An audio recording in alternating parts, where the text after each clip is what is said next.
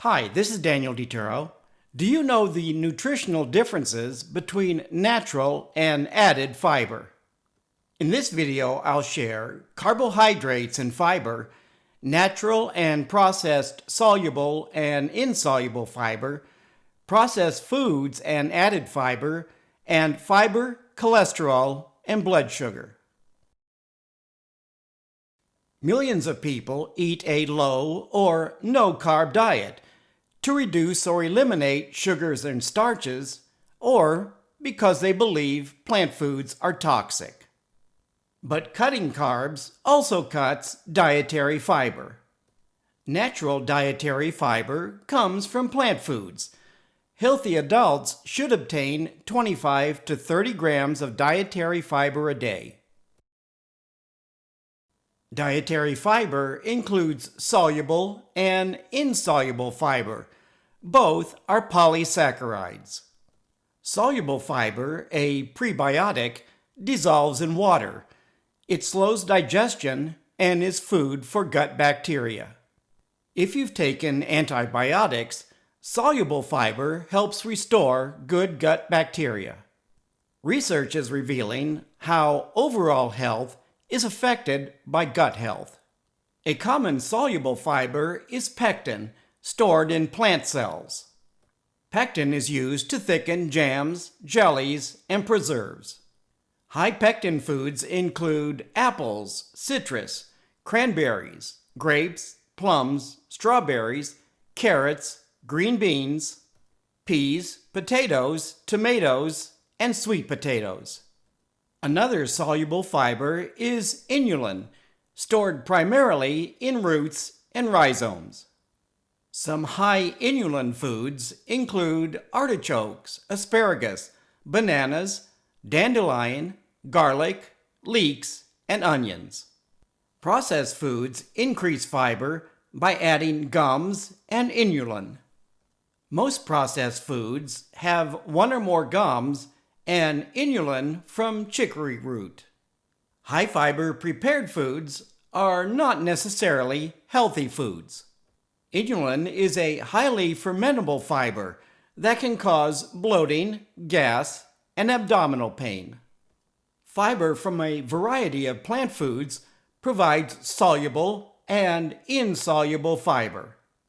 Added fiber in prepared foods is mostly soluble fiber. That's good for gut bacteria, but gas released by fermentation can produce unpleasant side effects. Unlike soluble fiber, insoluble fiber helps foods move through your digestive tract, and in the colon, it absorbs water, adding bulk to stools to maintain regularity. The most abundant insoluble fiber is cellulose in edible fruit skins, vegetables, and whole grains. Celery is a very low-calorie source of cellulose. High cellulose foods include apple, pear, and potato skins, leafy and root vegetables, sweet potatoes, beans and lentils, berries, cauliflower, celery, whole grain, corn, and peas. Unlike soluble fiber added to processed foods as a thickener or to increase fiber, insoluble fiber supplements are sold to support colon health and regularity. As I've shared, adding fiber to prepared foods does not make them healthy foods. To increase sales, food manufacturers emphasize how fiber supports heart health. But fiber is important for gut and bowel health. Supporting regular bowel movements requires insoluble fiber, not soluble fiber. Nutrition labels tell you the amount of total fiber per serving, but you must read the ingredients list for added fiber. When dining out, high-fiber refined flour foods most likely has added inulin. Keto and other low-carb foods can increase fiber by adding gums and inulin. Soluble fiber can reduce absorption of dietary cholesterol from eggs, meat, and dairy. But most cholesterol is made by your liver.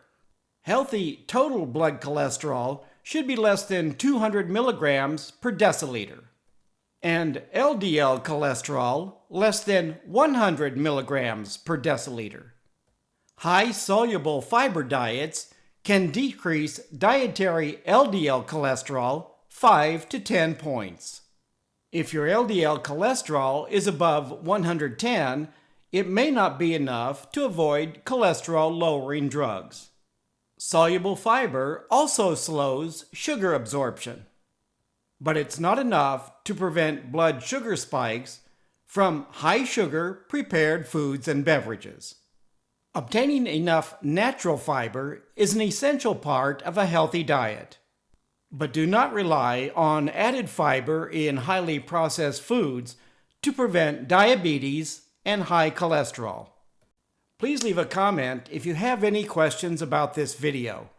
Thank you for watching and healthy eating.